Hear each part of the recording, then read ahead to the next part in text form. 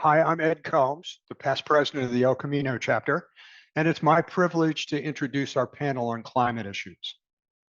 I think we all recognize that we work in a business that's based in uncertainty. We never know, we never have known exactly what the future will hold. Heck, that's the reason for our business. But through a disciplined review of the recent past, we've been able to, calculate intelligent bets in the form of rates we charge and risk management advice we dispense. However, if you read almost any scientific or news publication, the impact of our changing climate will figure prominently. We're likely reaching an era where those most critical insurance functions, estimating a price, and calibrating the value of loss prevention strategies will become significantly more difficult. This topic is an important one to all of us in the risk business. We're fortunate today to have an extremely well-qualified group to explore it. If you have questions, please put them into the chat. We will address them after each speaker is finished. In these preparatory remarks, I'll introduce all three of the speakers in the order that they will present, and then happily, you won't hear from me again until the end. Our first speaker is Christopher Schwalm. Dr. Schwalm is the program director of Woodwell's Risk Program, a group of 15 scientists who work with multiple partners from local communities to lead financial service firms. Woodwell Climate Research Center conducts science for solutions at the nexus of climate, people, and nature, solutions that are urgently needed to propel us towards a more equitable, healthy, and sustainable world. Originally founded as the Woods Hole Research Center in 1985, they have a track record of partnering with a global network of communities and leaders for just, meaningful impact to address the climate crisis. In short, they are an authoritative voice, with some considering them the authoritative voice on the issues we are exploring this morning. Christopher received his PhD in Natural Resources Science and Management from the University of Minnesota. In addition to his duties at Woodwell, he's on the faculty of the Northern Arizona University in Flagstaff. He joins us this morning from Berlin. Guten Tag. Erdem Karaka is the head of Cat Perils America at Swiss Re. I think that all of us are familiar with the significant role that Swiss Re plays in global reinsurance markets, where a profound understanding of the issues being discussed today is vital to a successful business. Erdem's educational background is in civil engineering. He studied at MIT, where he received both a master's and PhD degrees. His education and initial jobs have provided a profound understanding of the impact of storms and earthquakes on structures. This background has deeply informed his extensive work in risk modeling. On a personal note, Erdem addressed a class I teach last week on the subject of risk modeling. He quickly demonstrated his deep expertise, coupled with an ability to make the concepts understandable. He set a standard I fear I'll have trouble living up to. We're fortunate to have him with us here this morning. Eric Olson. Eric is an environmental engineering graduate of Rutgers University. He's a senior vice president at Chubb Risk Engineering, where he leads the Property Center of Excellence, which holds the highest level of property engineering technical authority, is accountable for strategic planning, response, and execution in support of Chubb's property underwriting initiatives. Chubb, as we know, is the largest commercial lines insurer in the United States. Eric is actively involved in property risk engineering technical guidance with routine, complex risk underwriting referrals, supporting both middle market commercial insurance as well as their major accounts. Risk engineering is a bet on the future course of both the perils a property will face, along with the severity of those perils when they arise. To be of any value, these investments must be in place when the future trouble actually comes. Eric and his team advise their clients across all phases of this process. We look forward to hearing his perspective on this important topic. Each speaker will have about 20 minutes, and we're fortunate. First up is Dr. Schwalm. Christopher? Great. Hi, everyone. Let me go ahead and share screen, and we can start our journey. Is everyone able to see the screen? My first slide. I'm going to assume that's a yes. All right. So again, Ed, thank you very much for that introduction. I have some comments I'd like to share with you about climate change under the broad tagline of everything you wanted to know about climate change, but were afraid to ask. Now, Ed did offer some background on the Woodwell Climate Research Center, and just a few bits and pieces that I'd like to pick up there. The broad kind of motto under which we operate very much is impact through engagement. So the notion of bringing to bear, best-in-class research is certainly a necessary precondition for that, but it very much is about engagement. Just a few examples of that. We were very much instrumental in helping to found the United Nations Framework Convention on Climate Change. We've actually shared the Nobel Prize with the IPCC based on our groundbreaking research in 2007. In 2009, our then president, John Holdren, was hired away by the Obama White House and served as his science advisor for the entire 8 years. And more recently, in 2021, our president, Phil Duffy, was hired to serve as President Biden's senior climate advisor at the White House. Again, it's about impact through engagement. You have to have conversations. Publishing in the ivory tower of academia doesn't get the word out, quote unquote. So with that backdrop, I'm very happy to be able to speak with you today about all things climate change. I wanted to start off giving you a sense as to where we are. And this, in terms of the climate science trade, is an inescapable graphic because it very much shows the historical evolution of global surface temperature. That is the principal metric in this space. Everything is pegged to global surface temperature. If you think about the Paris Climate Accord, the notion of 1.5 degrees and 2 degrees, again, very much global mean surface temperature. Now, there are 3 quick points I'd like to make about this graphic as an initial level setter. The first thing I want to impress upon you is that this is all based on observational data. This is a matter of historical record.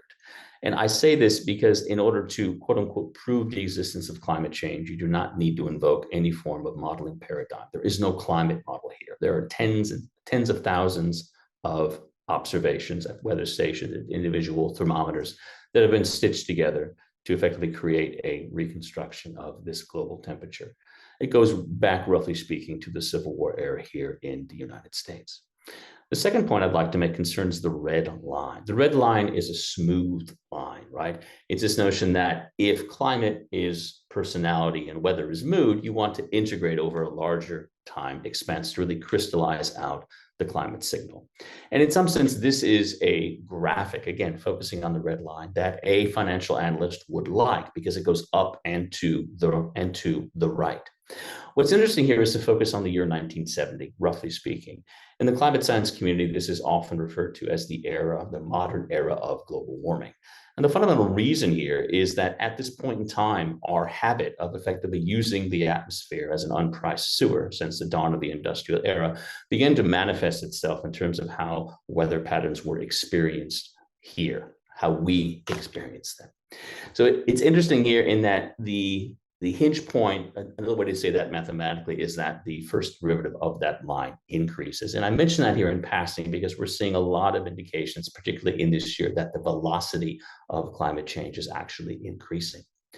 The final point I wanted to draw your attention to is actually the last data point here. Now, this is annual data, so the last data point for 2023 can admittedly only go up to the month of September. But what we see here is absolutely fascinating. First, it's a significant step change above the previous record, which is also very much an emerging trend, that when we set new records, be they with regards to temperature, rainfall, drought, whatever it is, across the full catalog of climate perils, the margins are getting ever larger, which is yet another indication that the velocity of climate change is indeed increasing. The other thing to note here is that right now, the warming level we have is actually 1.8 degrees. We're already past the 1.5 degrees enshrined in the Paris Climate Accord. Now, this, of course, has real-world implications. What I'm showing you here is the 2023 take of NOAA, their so-called billion-dollar disasters database. It's very much driven by weather extremes and climate disasters. And I should note that in the here and now, it is impossible to find a weather extreme that doesn't have a climate change signal. And what we see here is very much a record year. A lot of this driven by convective storms in the central part of the country. Hail, for example, was a significant driver of loss this year. Now, this exact same database also exists in time series format. It only goes back to 1980 as opposed to 1855 or so. But here you can really see the exact same trend that I showed you previously, right? That is, as it's gotten warmer, we've also had more and more billion-dollar disaster events. And already this year, which is not yet over, of course, we've seen a record year. This, of course, is very much hitting the news cycle from the perspective of what you all do, right?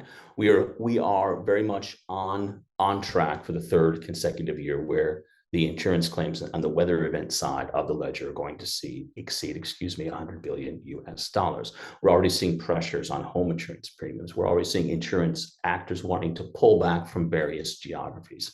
I am referencing specifically Farmers and Allstate with regards to California and Florida.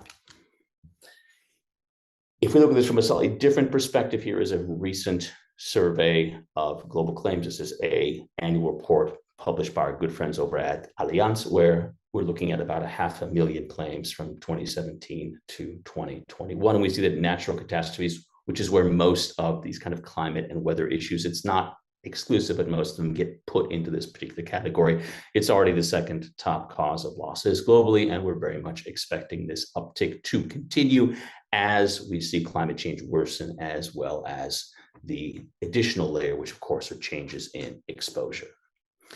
Now, getting closer to home here, one of the things I wanted to call out explicitly is this notion of a climate bubble, right? So what I'm showing you here is an assessment of this so-called climate bubble, right? Which is this notion of an unrealized climate-corrected valuation gap, okay? Here we're focused only on three perils: flood, wind, and wildfire risk. And the bubble, again, is this idea where the need for insurance significantly outpaces what is actually covered. And what we see when we zoom out is that, roughly speaking, 1/4 of all properties in the lower 48 are on this bubble, right? This is done county by county. The darker the color simply means that more properties are adversely impacted.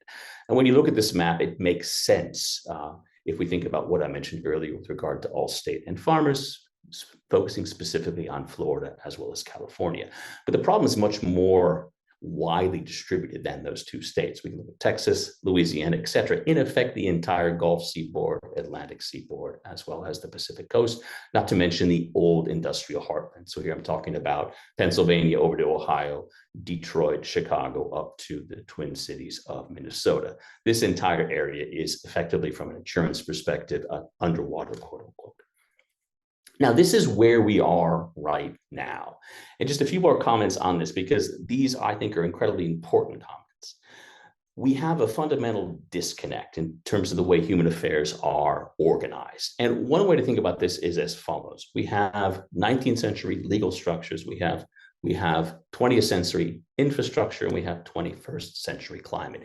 These things don't match up. So there's a very clear gap.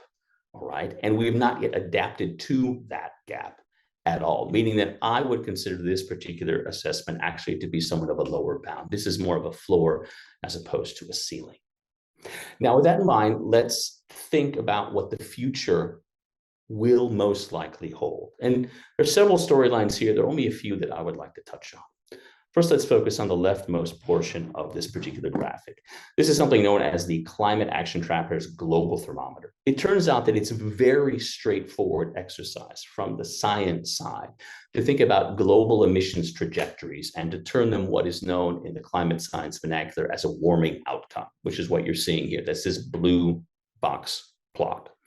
Right now, these are very much driven by the Paris Agreement, which means that these values are 2100, because that is the benchmark in terms of a temporal sense that is implicit and explicit, actually, in terms of the Paris Climate Accord. Now, what we see here is that the median expectation under policies in place, so not what we say we want to do, what we might hope to fund, but really what we're doing right now with the reality on the ground, is, that the median expectation is about 2.7 degrees. I would note median here is very important. This is the 50th percentile of a distribution. This is a probabilistic assessment, which means this is somewhat of a coin toss.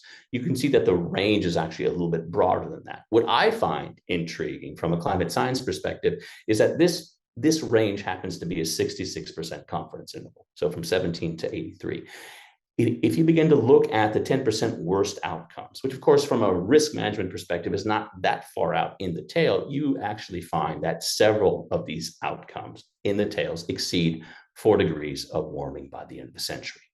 This is a way of saying that it's going to get significantly worse before it gets better. And one of the reasons why we haven't reached the bottom of the valley here, quote unquote, are really encapsulated in these 3 factoids on the right-hand side of this slide. And one is that we still spend 7% of global GDP subsidizing fossil fuel use.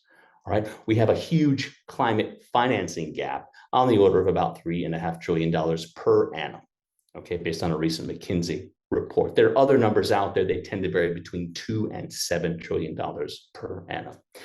And if you think about the current trajectory we're on in terms of climate finance, that then leads you to the bottom quote here, which comes from chief economist at Swiss Re, of course, this notion that, look, even if we assume we have this 5% growth rate, we will arrive at net zero about 20 years behind schedule, which of course very much explains why the warming outcomes that we are anticipating are significantly higher than where we are today. There's another little bit of pessimism here that I want to share with you, in that if we look at historical emissions, which is what I'm showing you here, okay, the y-axis denotes level of emissions, the x-axis is, of course, time. There indeed have been downticks, but they've always been associated with a so-called exogenous shock. What I mean by that is nothing to do with climate policy, but everything to do with geopolitical strife as well as economic strife. Think back to the first Arab oil embargo in the early 70s, all the way up to the COVID pandemic. The 2022 year here is very much moved away from projected status. There's now a very firm number. It's very much in line with that. That was the record-breaking year. This year is going to be higher yet. And we're also going to see in this year the highest level in recorded history of coal and oil use. Now, that's the backdrop, and it is pessimistic for achieving any sense of climate ambition. There is one little bit of optimism that I wanted to leave you with, however. And it's this notion of how climate change is viewed. So let's go back in time to 1990. This is the first assessment report issued by the Intergovernmental Panel on Climate Change. And here the language was very, very constrained, right? This notion that there could be a link between greenhouse gases, carbon dioxide being the most important one, and a change in the climate. Well, greenhouse gases are capable, in theory, of doing so. And then we fast forward to the 6th assessment report, which was released in 2021 as well as 2022. It took, roughly speaking, these 30 years for the message to catch up that it's not only capable, it is totally unequivocal that human influence has warmed the atmosphere. Now, the reason I dwell on this is that from a scientific perspective, the is unequivocal. We knew that back in 1990. The IPCC, particularly the summary for policymakers, is a very political and diplomatic document. And so the fact that we can now call this what it is gives me some sense of optimism. And I see that in a lot of outreach efforts that I do, because 5 or 10 years ago, there were still these conversations about, do you believe in climate science? Is it real? We've mostly moved past that, not 100%. We've mostly moved past that. So now we can actually have very open kind of evidence and science-driven conversations about potential solutions. The implementation of which, of course, is very much a political and normative discussion. So there is some source of optimism here. Now, with that backdrop, I wanted to switch away from that and give you some intuition on what I consider to be still highly underappreciated. And it's this idea that as we go through successful levels of warming, what used to be, in this case, and let's focus on the left-hand portion of this panel, what used to be the 10-year event is no longer the 10-year event. The underlying probabilities have changed. The frequency, intensity, severity, and duration of extreme weather events have fundamentally changed. So let's start off with heat stress, which is what I'm showing you here. If we think back to 1850 to 1900, which is where there was no global warming, and this is really by definition because the level of global warming on that graph that I showed you was precisely 0. There, when we look at a 10-year event, well, it happens once every 10 years. Let's just fast forward to a 2-degree world. Remember, right now we're at 1.82. We're actually closer to 2 degrees than we are to 1.5 degrees. Now, instead of that being a 1 in 10, it's actually a 6 in 10 year event, right? So the likelihood, the frequency has increased up by a factor, roughly speaking, of about 5.5 times. And not only that, the intensity has increased as well. Again, this applies for any type of tail event you wish to consider, and it applies across all geographies and across all climate perils. I'd like to show you 2 more examples of that. The next example focuses on drought. Drought, of course, obviously has a temperature component, but it's fundamentally driven by a lack of water. And a lack of water, a drying out of the terrestrial biosphere, is a signature trend line that we associate with climate warming. So I'm showing you here the likelihood of a severe drought. This is a 4 sigma departure that lasts at least 6 months of the year. These are annual probabilities in a 1-degree world, which is where we still are. Again, we're in the middle of transitioning. I think next year the story will be different, but because the year is not in the books, let's stick to this idea that we're in a 1-degree world. Now, what you can see here across the vast majority of the land surface is the probabilities are roughly speaking in the 20%. At times, there are some red spots that, again, denote this drying down phenomena and are very much hot spots. Let's just move forward to a 1.5-degree world. You can see there's a very clearly a reddening of the color palette here, which again is a trend towards more adversarial outcomes. Remember, this is the same reference drought event. What I'm showing you here is how much more likely it becomes as we transition through levels of warming. We can go to a 2-degree, again, a reddening, very much centered on significant swaths of the United States, Mexico, pretty much all of South America, a large chunk of Southern Africa, Europe, the Mediterranean, parts of China, etc. We can finally move to a 2.5-degree world and a 3-degree world. And remember, these are very much in play as the median expectation that we discussed earlier sits at about 2.7 degrees.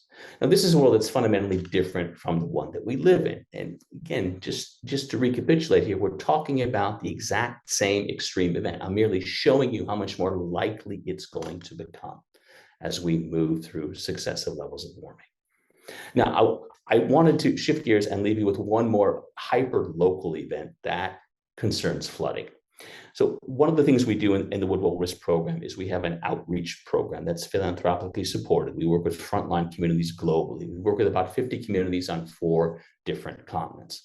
One of the things we always get asked in the US context is to tell us something about flooding, because it's a widely known secret that the administrative floodplain, as determined by FEMA, is not the actual floodplain. And so we've done a fair amount of these assessments. This happens to be centered on Charleston, South Carolina.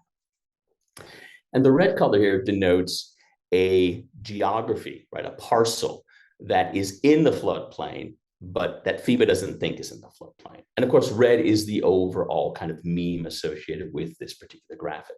And the reason I wanted to call this out specifically is there are going to be regulatory pressures to actually not consider the full depth and breadth of climate impacts. We're seeing this already, where there are actually some states that require any form of rate setting to be done retrospectively, meaning that you have to simply look back in time.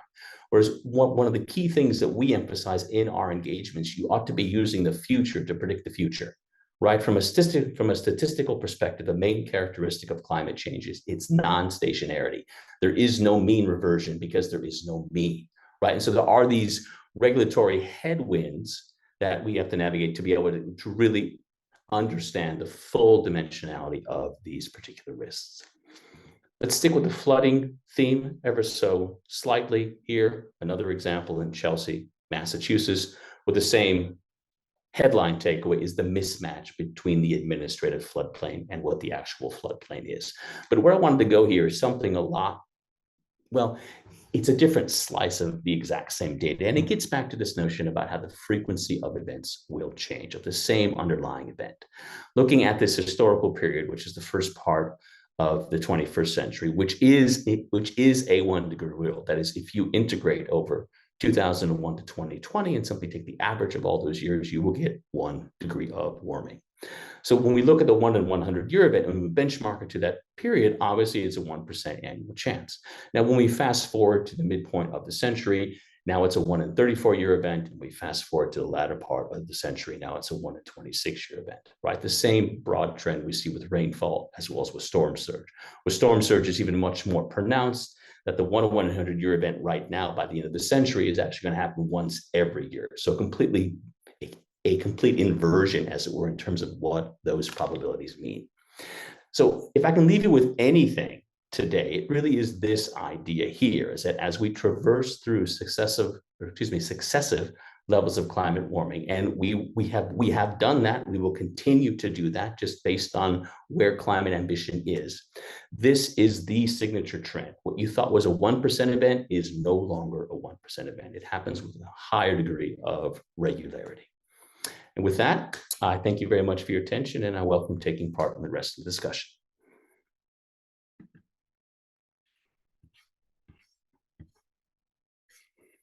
Erdem, you're up. I will try to share. Hopefully you'll be able to see it. I might not be able to see you guys, so Ed, please let me know. I'll go into presentation mode shortly. Can you see my screen? Yes. Okay, good, great, thank you. Good morning, everyone. Ed, thanks for the kind comments, and glad to be here. I'm part of Swiss Re Cat Perils team, just focused on the North America region, but I'm part of a team of 40 to 50 scientists and engineers. We are focused on developing natural catastrophe models for internal use mostly, but also external engagements as well. I'm gonna maybe, after Christopher, take it to a different level, maybe more applied. I'm gonna focus on natural catastrophe models that's used for account or portfolio level modeling, calculating expected losses, certain risk metrics, portfolio steering, as well as risk management. I'm going to hit some of the same topics, but try to caveat it and bring it to a more practical level, I think, in terms of modeling and how we approach it. And I'll start with the global loss trends. I'll bring it down to US and try to hit a couple of points. Global insured losses, I think all of us are talking about increasing losses. This year has been extremely active globally, also in the US as well. Last couple of years, global insured losses has been above 100 billion on average. Obviously, there is variability around it. Certain years like 2017, where we had multiple storms, this falls well above this. In other years, it can be below. But it has been increasing in general, and this is mainly dominated by weather events. Here, I differentiated a little bit primary and secondary events. Primary perils includes tropical cyclones, hurricanes, and earthquakes. Secondary perils, it's severe convective storms, wildfire, winter storms, and other perils. It's really just to help to relate to them in a practical sense from an insurance domain. It doesn't really matter whether we call them primary or secondary perils. So if you look at losses within the US, they've been following similar trends, increasing practically 5 to 7% per annum over the last couple of decades. Last 5 years, the average has been 87 billion. This year, we are already above 60 billion, dominated by severe convective storms. And here, the color coding is not great, but I want to highlight a couple of things. I mean, you're in California, most of you, and some of you are maybe in Hawaii as well. We experienced wildfires. We have not really experienced significant losses in the US from wildfires. They were present, but that's sort of an emerging peril from an impact perspective. We have obviously thousands of wildfires in the US.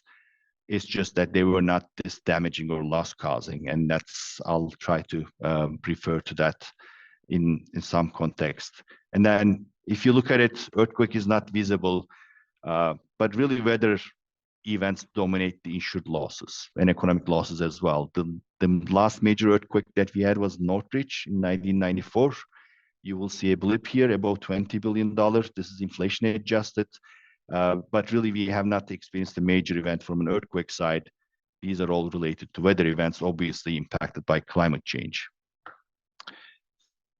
So I know we are focused on climate change. but our view is that most of this, in terms of absolute numbers, but in terms of relative increases to the dominated drivers of the increase that we see in losses, is really economic growth, more people living in exposed areas. We all like beachfront properties, being next to water.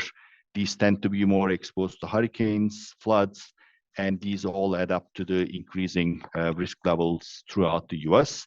Along with that, other macro risk drivers also contribute. Climate change is part of it, obviously.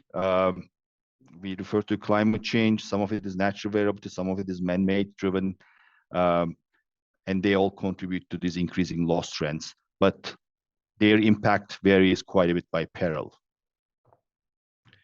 So this is a simple table, just trying to focus on 3 dominant perils. I didn't include flood here, but trying to link a bit like the primary drivers of the losses. As I said, we think it's mainly exposure and urbanization, the growth in exposed areas contributed by climate change impacts. For a peril like wildfire, which is much more related to increasing temperatures, global temperatures, drought, obviously it has a huge impact. We have seen it in California and other places in recent years. Also for a peril like hurricane, we have been in increased activity state since 1995. We have experienced many loss-driven years, and we expect these trends to continue. Trying to link it to natural catastrophe models. So these are widely used in the industry. I think the frameworks has been established a while ago. We've been improving them. They tend to have 3, 4 main components, depending on who you ask. We have a hazard component, which focuses on where the events will happen, at what severity, what would be the impact on my properties or insured locations. These are fairly basic steps. Different companies or modeling firms approach it differently, but these are well established, as I mentioned. There are other factors that drive this, but at the core, this is where we tackle climate change impacts. And when I say climate change impacts, as an insurance or reinsurance firm, we tend to be much more interested with near-term risk. I know you can use CAT models with some customization to assess climate scenarios. You can look into middle of the century or end of the century as well. They are helpful tools, but our focus is generally on looking at near-term features and use it for underwriting, portfolio management, and risk management.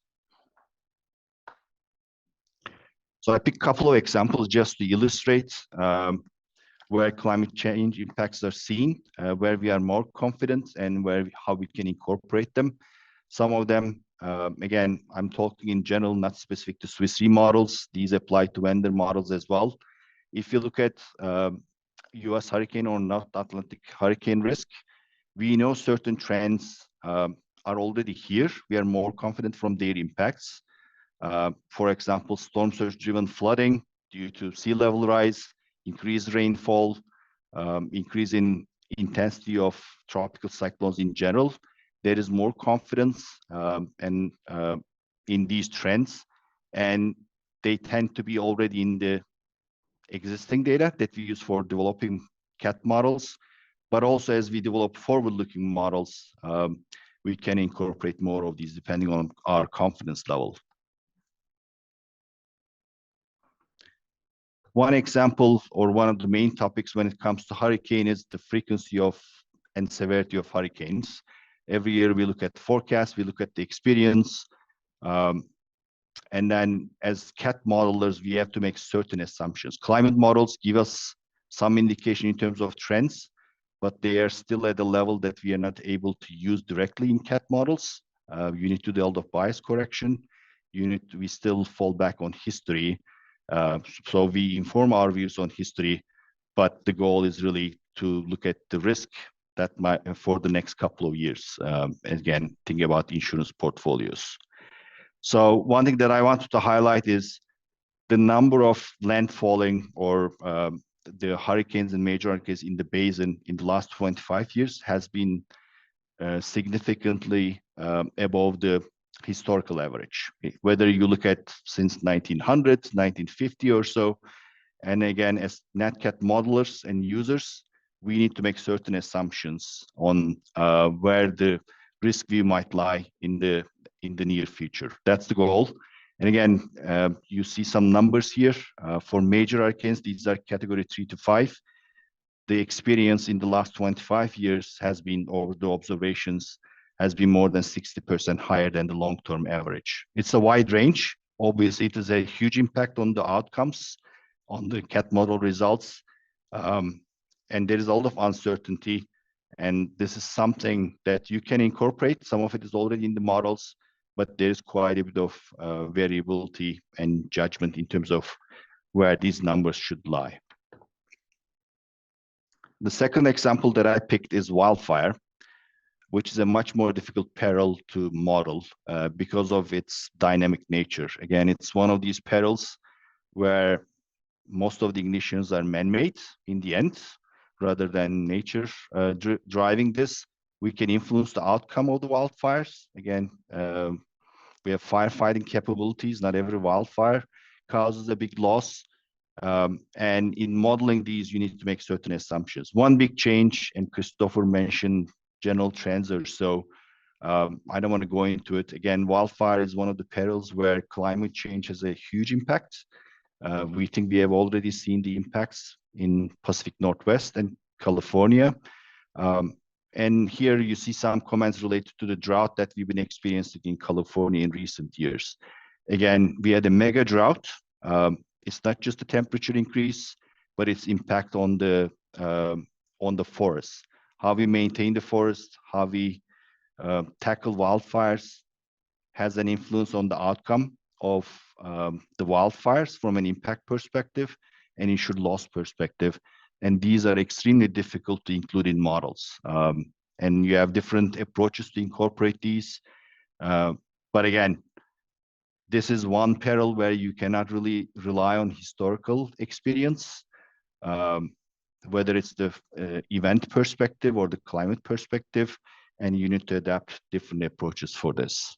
And again, I don't have to go into the details of this slide, but again, things like the influence of a multi-year drought on the forest, which is the field for wildfires, is extremely difficult to model. Typical lifetime of CAT models are 5 to 10 years. You can update them in the interim.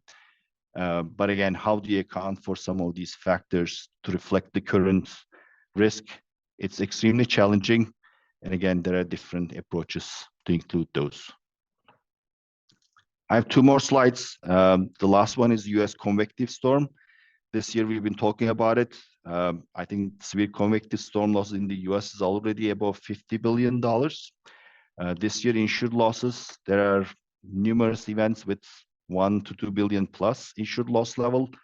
And you've seen some of the results from insurance companies where combined ratios are above 100 because of the experience that we have. This is, Christopher might have more to add on this, but the climate change impact on severe convective storm is more up for debate. I think with wildfire, as it's more linked to drought and temperature increases, there is more consensus on certain aspects of it.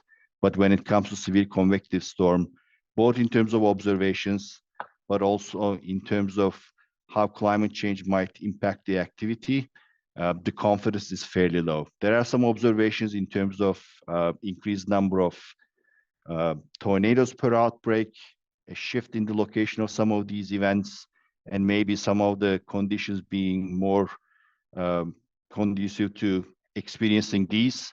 But the confidence level in terms of reflecting these in NatCat models is not high. So this is one peril, I think, where we have less of this incorporated into NatCat models.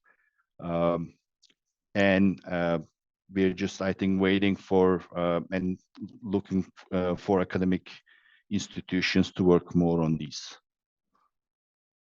I think I'll leave it with that, Ed. Happy to answer questions at the end. Terrific, thank you. Yeah, that obviously all of these impacts of climate are really profound and do seem to be picking up speed. Let's turn things over to Eric. Eric, you're going to discuss what? The stuff about what are the things we can actually do, which I think at this juncture, after hearing about all the horrible things that are happening and how they're getting worse, a discussion of some sort of can-do stuff would probably be refreshing to everyone. Eric? Thanks, Ed. Hopefully, you guys can see my first slide if you give me a thumbs up. Yes, all good. Thanks, guys. Yeah, so, listen, the rubber meets the road with insurance as the catalyst for this science and with the models, right? I can't do my job in risk engineering or loss control without the science and without the tools to work with our clients to not only educate them with the reality of climate risk, climate change risk. They both mean different things. But beyond education around vulnerability, it's really a conversation around investment in both time and money, in resilience. And what does resilience mean today? It means something different to everybody. But ultimately it means, in my world, adaptation. It means mitigation. Ed asked me the question, from the insurance carrier perspective, will there be expectations and changes in services that insurers offer? And the answer is unequivocally yes. Traditionally, insurance carriers perform thousands of inspections on property with focus on near-term risk, on primary perils like fire, and near-term risk on secondary perils, nat cat perils. I was an insurance inspector for 20 years before many of the largest nat cats that we've experienced in modern times, like Superstorm Sandy. 10 years after that, living with and through customers' realities of investment in mitigation, adaptation, engineering, resilience. And it's a journey. And so Chubb, as the largest carrier in the world, is being much more transparent with our policyholders every day around these tools, around these models. The climate change modeling industry is still very nascent. The nat cat modeling industry is really growing into this climate change risk modeling capability, as Erden really just described. I'm a super user of Swiss Re CatNet, fantastic product. I'm a super user of many models.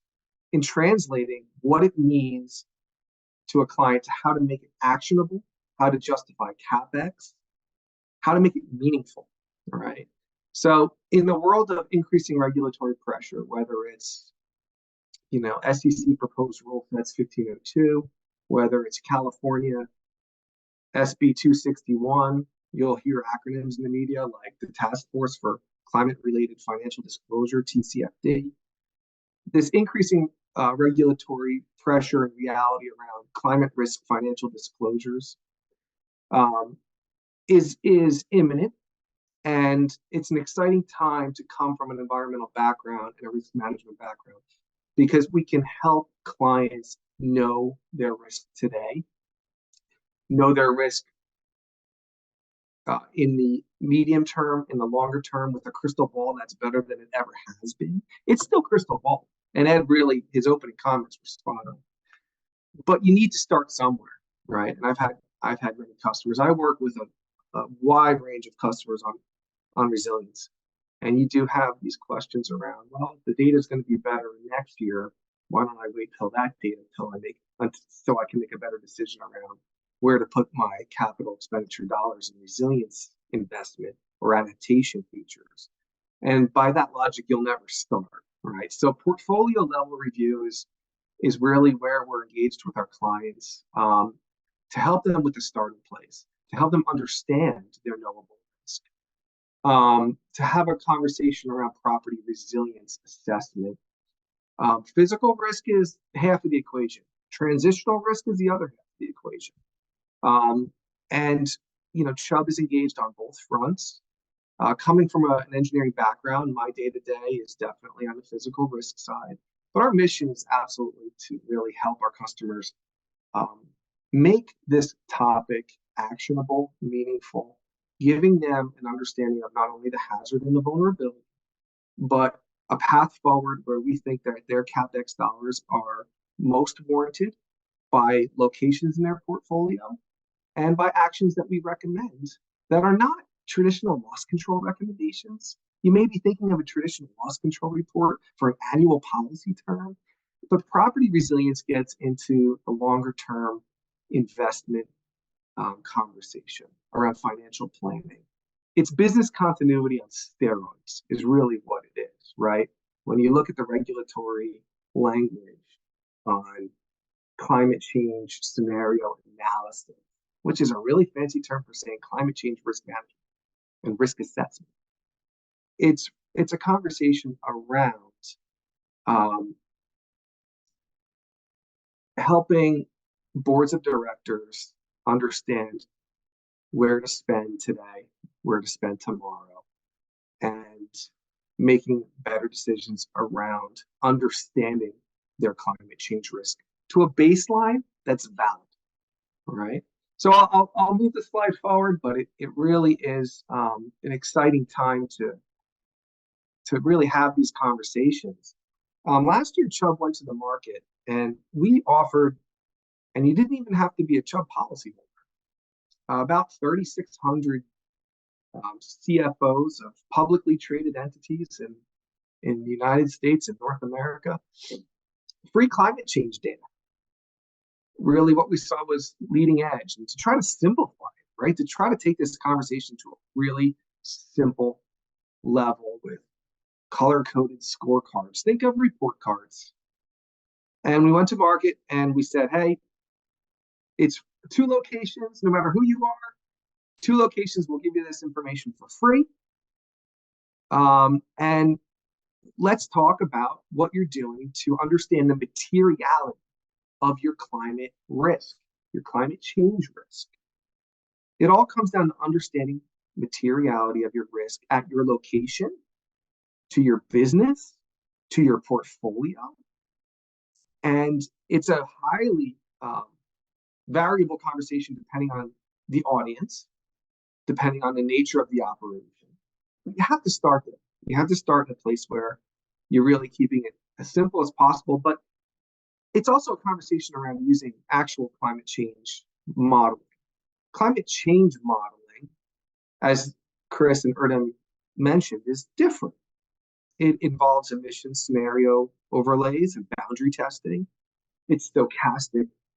You can't rely on historical, return periods. Historical probabilistic models are really, it's a tool, but the future is still the future, and it is still an art and a science to help a client understand where to spend money.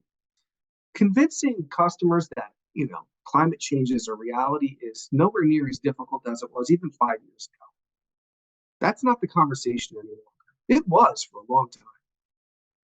Today, it's really about the return periods, the likelihood of certain scenarios impacting assets, and which assets to start with and where to start. Because resilience recommendations can be as simple as emergency response plans, or they can be as complicated as basis of design upgrades for a brand new high rise in a city, where you're fighting a building code that's based on 20-year-old or highly outdated FEMA firms, rainfall intensities that are archaic, right?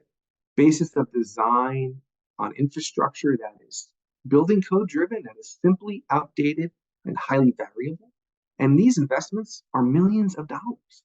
So resilience recommendations quickly becomes a conversation that involves a CFO making decisions around millions of dollars. it doesn't have to always go there. It can start around retrofits, temporary flood mitigation measures, emergency response planning improvements. But make no mistake, when you're talking about property resilience, it can become a very expensive proposition pretty quickly. So there's a range of recommendations that we work with our clients through. The first part of our journey with them around property resilience assessment is educating them, showing them, and telling them these modeled results, coupled with engineering know-how. You can't do one without the other. If I were to throw modeled results to 99% of clients without having a conversation with them about what it means to their specific book, you've lost them. You've lost the investment opportunity. You've lost their understanding, because we're not all talking to people with environmental backgrounds, right? We're talking to financial professionals, risk managers, facilities, staff, people who are trying to run a business every day that have assumed these titles of sustainability officers, risk CROs, and they're trying to learn, they're trying to understand, they're trying to appreciate. And it's a major part of the conversation. It's showing, it's telling, and it's also helping them understand where to start. And the recommendations are very much focused in flood and wildfire and wind and hail. Those definitely lead the conversations. There's only so much you can engineer against severe convective storm or tornado, right? But flood, wind, wildfire, hail, those are routine conversations. And, I think convincing a client comes down to showing them econometrics. So where we show them the amplification of these perils, the exacerbation of the impacts of these perils as the result of climate change, over whatever emission scenario we want to choose. RCP, SSP, IPCC, that's enough acronyms for you, but different concentrations of emissions in the future state. I'll call it business as usual. The convincing takes place where we have more valid loss estimation. All right, so the models are coupled today with more average annual losses, PMLs, additional loss estimations to future states. How much these things are right or wrong is highly debatable and contestable because it's new. But they help the conversation to a financial professional to help them understand where it's most likely to get the return on investment, right? It's an ROI, cost-benefit conversation at the end of this process. The fun part is working with clients to show and tell them the risk and show and tell them the ways to mitigate and adapt. And by the way, community level resilience and adaptation is absolutely part of that conversation. But it does get down to the location level, and it gets down to the business impact level. And it's got to be real. It's got to be meaningful. And it's got to be simple to understand, right? You have to distill the science and the modeling and the metrics to something that clients can understand and clients can act upon. And most clients today are trying to do this internally. And you'll hear a lot of frustration, whether it's upper middle market, multinational, across all sectors, as they're watching the regulatory landscape and they're preparing to perform their own scenario analysis without outside help. It's highly challenging, right? You see a lot of products out there which are frankly garbage in, garbage out, metrics without methodology. You see a lot of purely engineering-centric solutions out there. You need both, right? And so Chubb is really marrying both of these capabilities. That's where the insurance industry is really being most effective in catalyzing adaptation, mitigation, resilience, improvement, is giving and being transparent with the data that we use for underwriting every day, looking at the newest capabilities, the newest modeling, and turning it into a meaningful risk management dialogue with recommendations, with visuals, visualization, and really econometrics that support longer term recommendations, right? Longer term thinking that aren't necessarily impactful to a year on year policy term, but surely are for the long term insurability of the risk, right? We want to help our insureds be insurable for many years. That's the goal. And you have to turn it into English. So we've had so many successes with clients on flood, on wildfire, on cold weather, extreme cold weather, right? Very, very common concern in certain areas of the country. Hurricane preparedness, developers across all different sectors around where to develop, where not to develop. Lightning and convective storm, always a conversation. Lots of good things that clients can do. New construction, getting ahead of archaic building codes.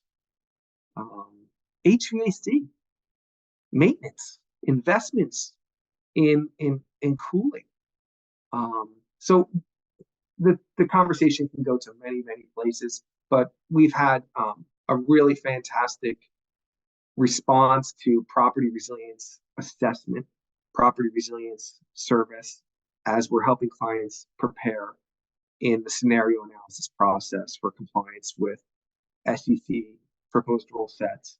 And you've seen the news over the past couple of weeks around the California SB bills, which have been signed. And, you know, they're ahead of the federal landscape.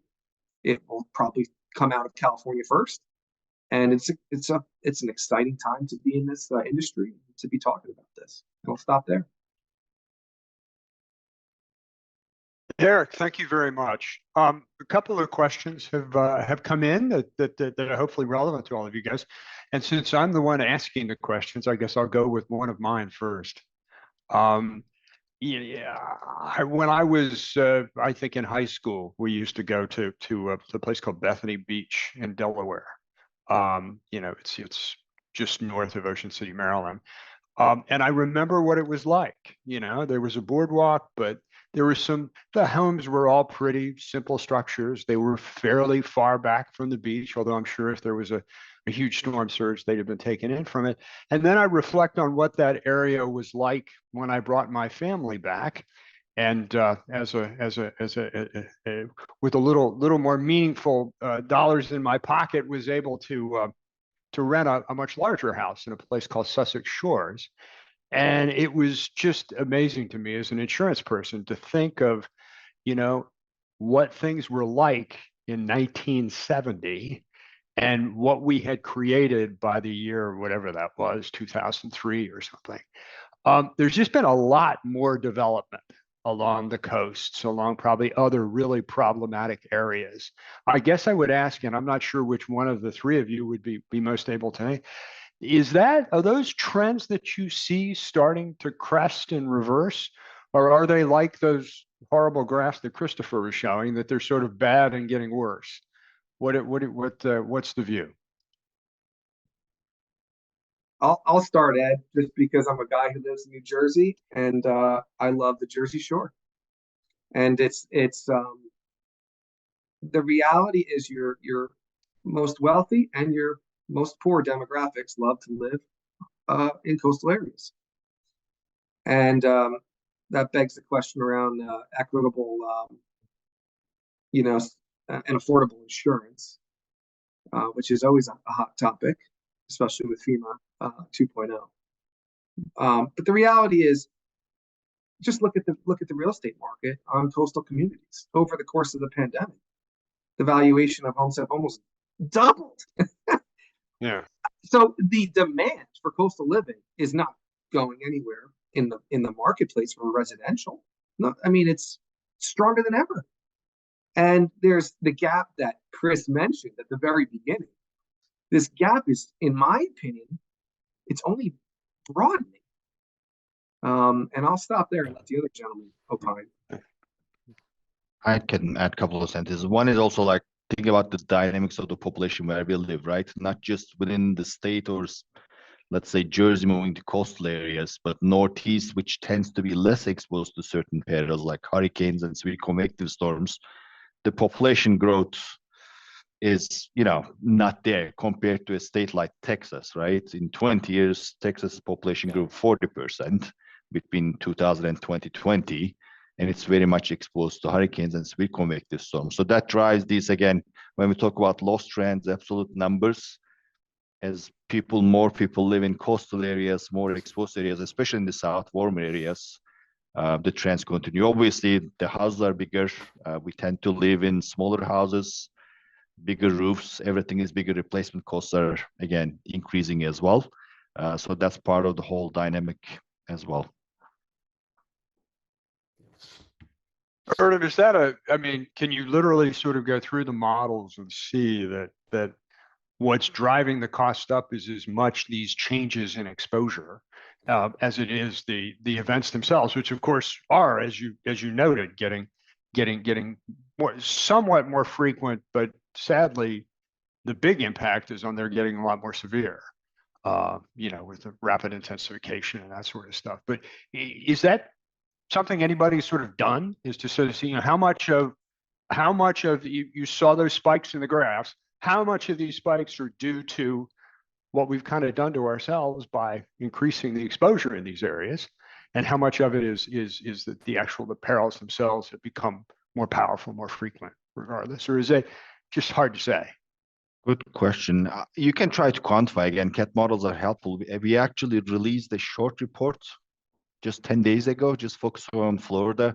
It's on the back of a bit the Ian experience, right? Where Ian made landfall, the population growth since the 70s were like 600%. I mean, again, we talk about Miami and other places, but in certain areas of Florida, obviously there's growth, but certain pockets, it's tremendous. Even Orlando area, for example, it's a factor of 7 growth. We talk about Miami, but the growth in Miami happened before the 70s, or it's still growing. Don't get me wrong, but we looked at it actually, like tried to look at where the exposures were in the 70s and then now, and try to kind of isolate certain effects, and try to mimic a little bit the difference in hurricane activity last 25 years versus previous 25 years. You have to be super careful. It's not an accurate assessment, right? You can model things differently, but the big picture was the main driver is really the exposure growth. In Florida, building codes have improved tremendously. So they are a big benefit, reducing the losses without the building code improvements. The numbers that we are talking would be probably another 100% higher.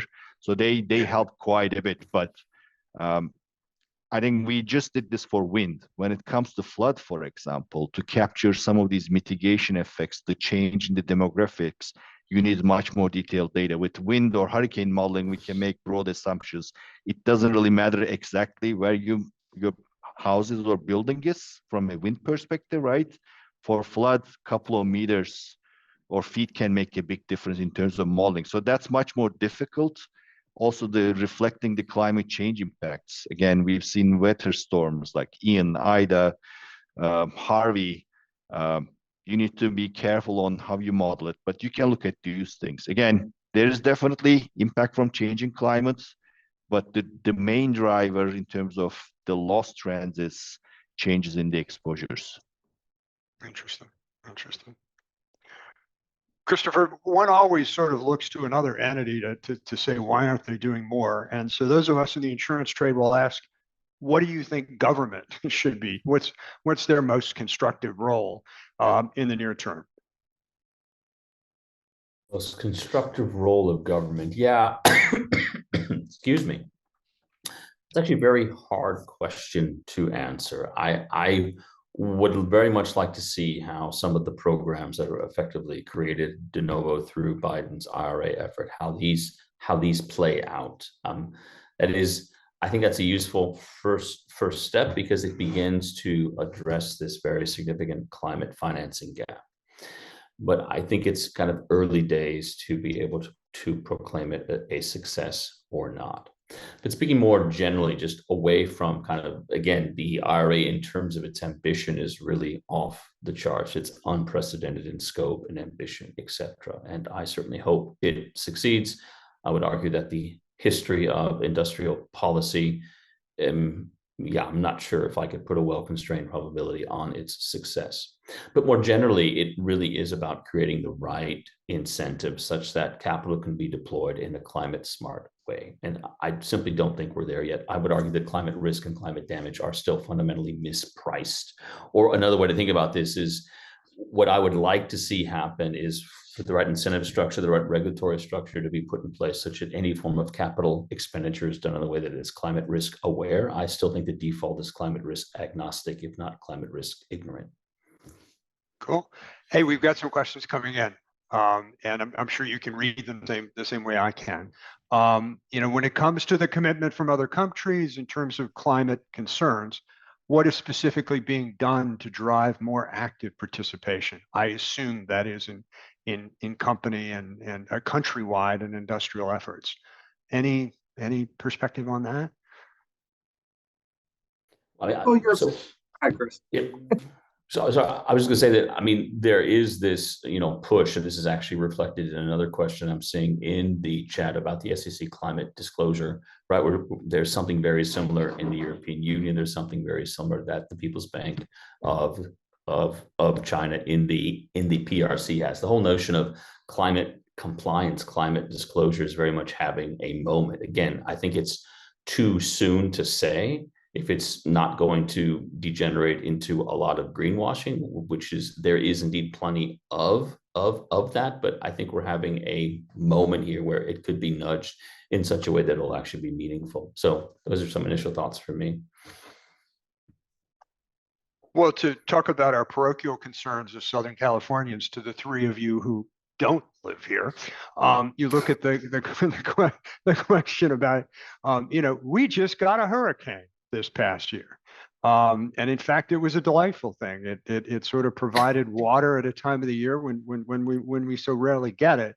Now, there certainly were some communities within the state that for which it was not such a happy outcome. But the question here is, should we expect sort of more of those? And might they maybe not be quite so benign as the one that the Hillary that sort of made its way through this year? Any perspectives on hurricanes in Southern California? Got to ask the modeler on that one. Yeah, I mean, yeah, sure. Look, I mean, I can. So in some sense, it's very easy to answer the question. The answers are yes and yes. So yes, there will be more. Yes, they will get worse. Again, that's a fundamental signature of climate change, of climate extremes, is you have this normalization of outcomes that we have historically viewed as very much out in the tails of the distribution, right? Mm-hmm. They simply move closer to the modal point, however you want to conceptualize that. And so from my perspective, yes, we will see more of these things. Let me make that real, Ed. When I'm talking to a client around building new infrastructure in the mid-Atlantic zone, or let's say Boston or Cambridge, the thought isn't anymore the probability of a Cat 1 or 2. It's a Cat 3 or 4.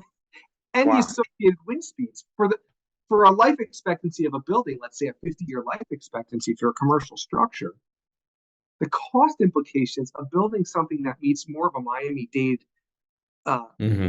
building standard versus an existing building code in the Mid-Atlantic or either New England or even New England region is sticker shock is an underestimated term because I am sure that's true. It all sounds great as a proposition, and then when you get the CFO to add it up, it becomes it's sort of a non-starter. It gets real fast. Yeah, it gets real. Well, speaking of real things, I am just delighted with how this has gone. I mean, I think that I can tell you how much I learned about a topic that I thought I knew something about. And hopefully, and in fact, I'm sure that that's a sentiment that's echoed by all the people that have listened to this. So let me express on their behalf our gratitude to you for participating today. You know, the people listening to this have some significant jobs. So hopefully you've made an impact on them as well.